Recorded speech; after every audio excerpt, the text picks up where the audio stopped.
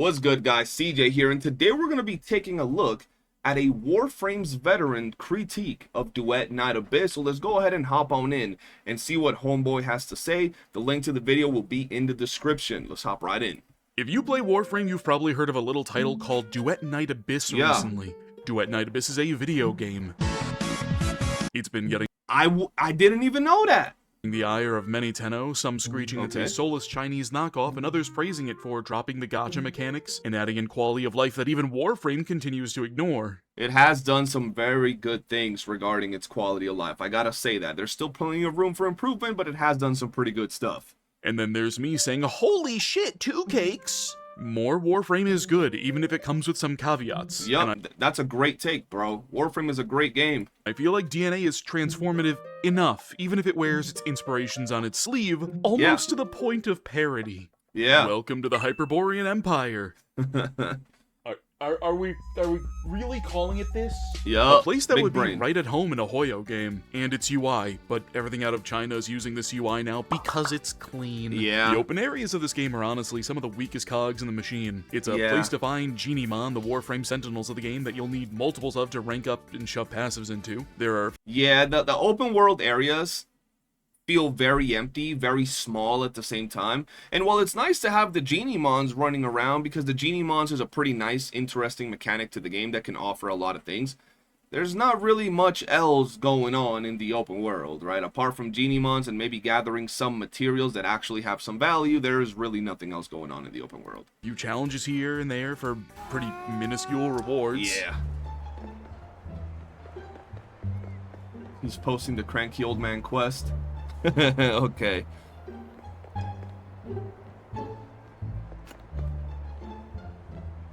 Yeah, no, this isn't a bit. This is actually unedited footage of a mission in this game. Yakub, please heal my soul. Stardew Valley fishing, because if China's gonna steal a fishing minigame, it better be the best one. And Fishing. some puzzles. And that's about puzzles, it. okay. The map is small with more variety coming in the future, but events at the moment are kind of slim and dull. Yeah. Genie-Mon can be farmed faster elsewhere, and the fishing, okay, it's perfect. You know what they gotta add? They gotta add some sort, and I know they already have them, but they gotta add like the Destiny type of open world events where like things be happening and you can see them in your map when you open the map, and you see like good interactive, protect this thing in hordes of enemies, or a boss getting dropped, like a mini boss, like an elite getting dropped in a specific part of the map. Something like that would be pretty good. The current open world maps are kind of small, so maybe with upcoming maps they'll be a little bit bigger, giving the ability for these things to happen. The real meat and potatoes comes from the instance-to-instance gameplay, much like Warframe. But instead of the Lotus, we have this annoying cunt. Oh my god. Awesome, aren't I? Go, go, go! Bro, listen, I'm gonna be honest. Why do these games all have to have a Paimon, bro? Like, look, like, at what point did Paimon become one of the strong points of a game like Genshin Impact? Everybody hates Paimon. Someone's gonna be in my chat talking about they love Paimon. Okay, well, you're the exception, buddy.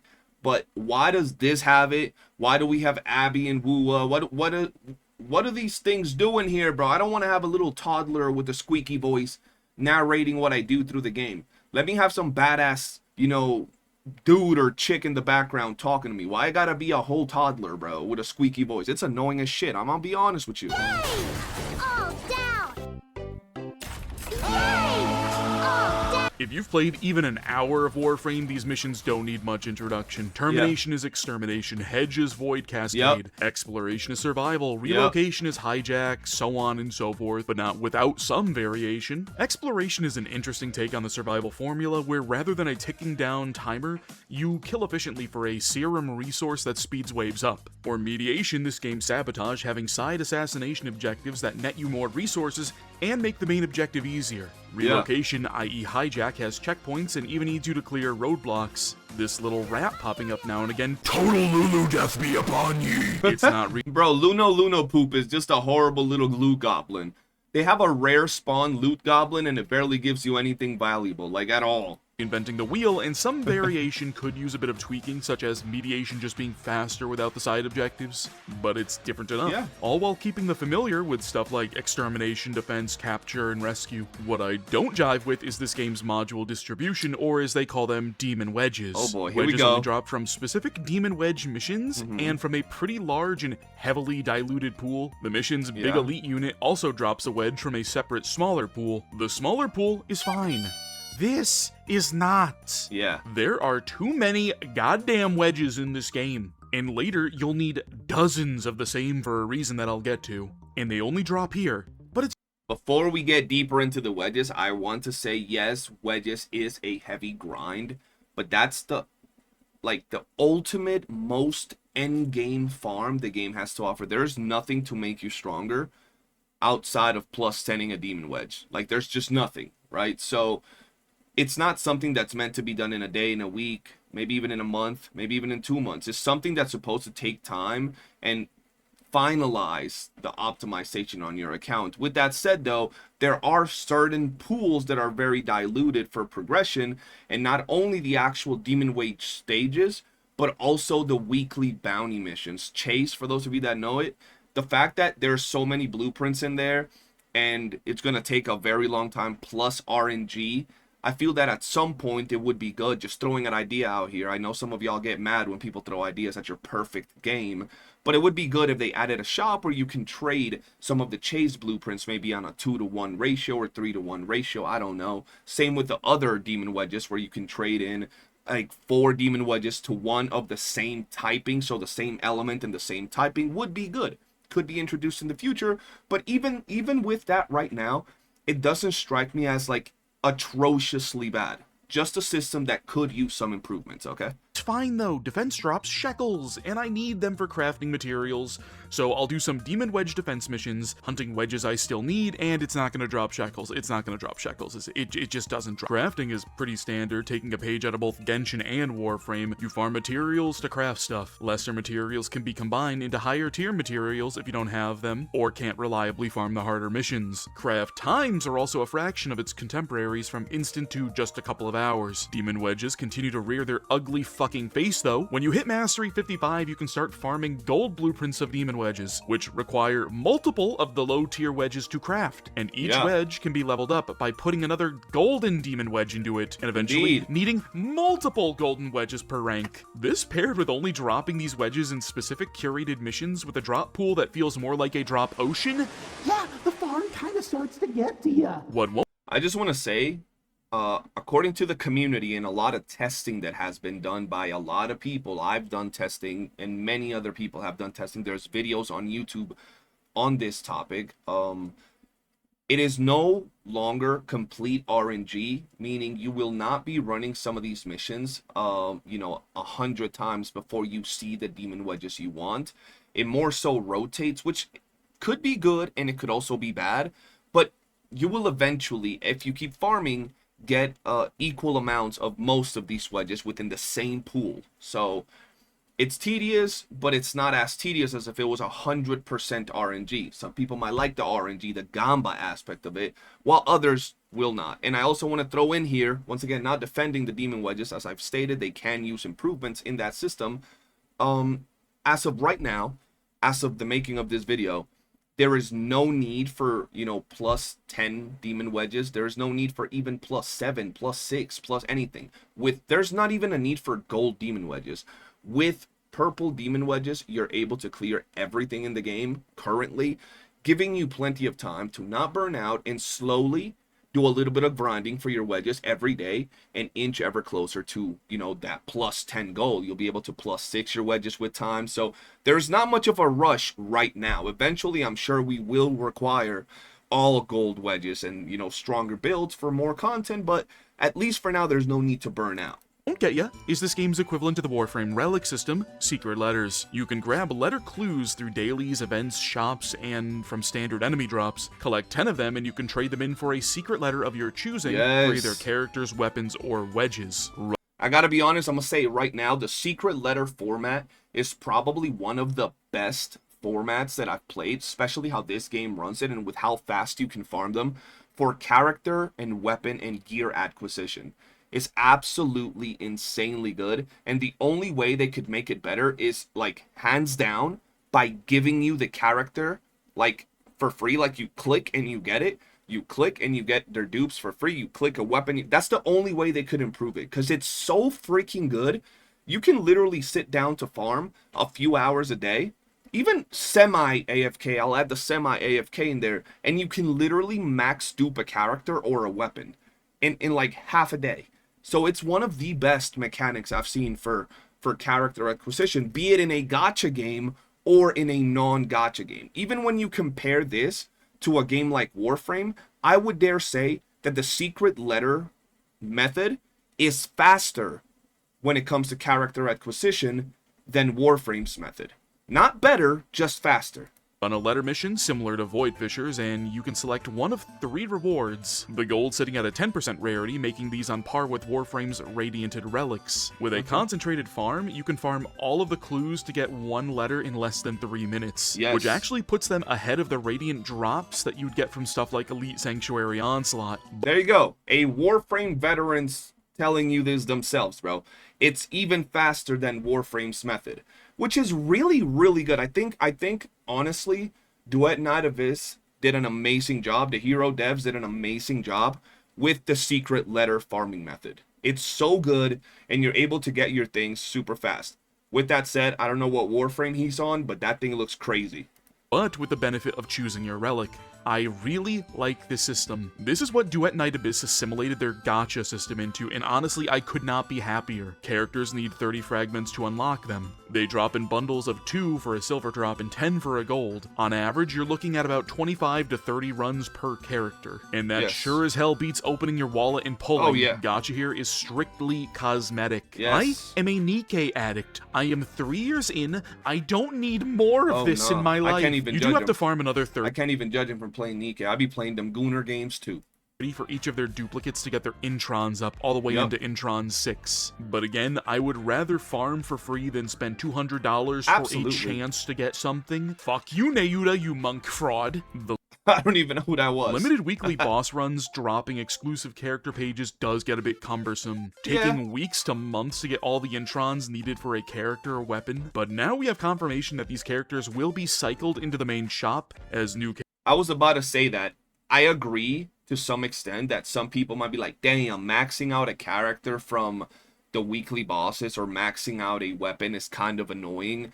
But it's still there. It's not going nowhere. You know where it's going from the weekly bosses? To the eternal shop where you will always be able to farm it, right? So just wait a little bit. It's not like you're going to have to wait 10 months to get a character, right? It's not like you're going to have to wait 4 months until the character rotates again. You're going to be able to get it in theater when it's first introduced. After it leaves theater, it's going to go into weekly bosses. And after it leaves weekly bosses, it's going into the shop where you will always be able to grind it. So it's not a bad method whatsoever. I guess it could generate a little bit of anxiety not being able to start duping up that character like you do with the other ones.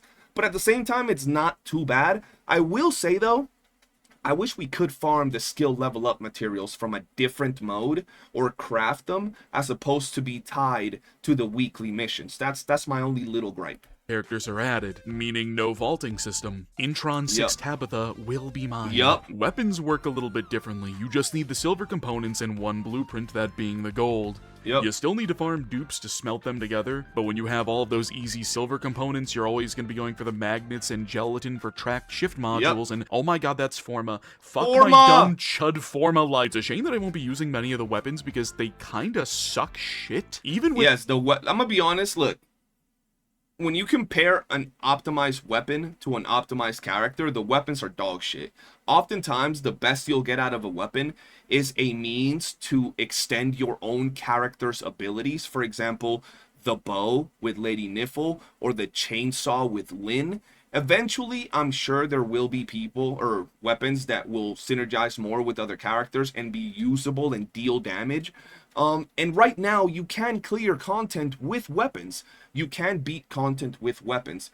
But character skills and all of that are just better. And in the grand scheme of things, most weapons are pretty shit. Like, most weapons are generally pretty dog water. Most of them are just used as stat sticks, or like I said earlier, to extend a character's abilities. Upgraded gold wedges, faction damage, and conditionals, weapons outside of a select few feel incredibly undertuned. Yeah. At least compared to the characters. My Lizbel is dino dick slamming for millions, and Lady Neefle literally drops Did he just say dino dick slamming Lizbel? Well, that's a new one. Okay. Okay. churches on Okay. people. What the fuck is this thing going to do? But the neat thing about weapons is the passives that they give, from duration to range to skill damage. Warframe would never. You even get some really cool ones with conditionals like Arclight Apocalypse giving random buffs every time it crits. When you have your wedges, introns, and weapons, you can craft a team to give you support. It becomes a fun game of mixing and matching abilities to best support you as the main DPS. Being the Warframe Mesa main, I obviously use Lynn. I pair her with Tabitha, using Arclight to multi-buff my skill damage multiplier, and I use the Fox Hunter, filling her with all of the skill duration modules and letting her use Incandescence to buffer my weapon damage. Despite there being only 18 characters at the moment, there are so many fun combos you can use. There is. Every character actually has some sort of place. Well, maybe not everyone. You Randy mains got cooked. You can play online, but expect whack scaling until the balance patches drop. I enjoy Duet Night Abyss. Yeah. It does a lot different, but it doesn't do all of it right. But it's a damn good first attempt, albeit lacking a little bit of its own personality. But people getting upset just because it took the template of Warframe just shows how good the Warframe template really is. Yeah, let's be honest. For as long as I can remember, I've been praising Warframe. I've quit Warframe now a long time ago. But Warframe is one of the few games that I've quit in my lifespan that I didn't quit because I stopped having fun or I stopped liking the game. The only reason I stopped playing Warframe was because life got busy, whether it was college, whether it was work, whether it was another game coming out and pulling better numbers on my channel and me not having enough time to play Warframe, or some of my friends moving on from Warframe. Me personally, though, I never stopped, and I stopped and came back to Warframe multiple times. I've never said I'm tired of Warframe. This game sucks. I don't like this. I've always just had to put it down because other things have came up. Warframe has been one of the best game formulas that I've seen in a long time. Because not only did it take from Warframe, but it understands why Warframe is so good and why that formula works. Yeah. Unlike that other cancerous turd that I begrudgingly put 1,000 hours and $500 into. We like to loot and shoot and repeat. And DNA does that in droves. I suggest giving Duet Night Abyss a shot. Maybe not as a main game, but something to keep an eye on and watch. Because there is something here. Something welcoming and something familiar. Rebecca Mating Press. Yo, shout out to Homeboy's video. Very, very good video. I will have the link to this video in the description of my video.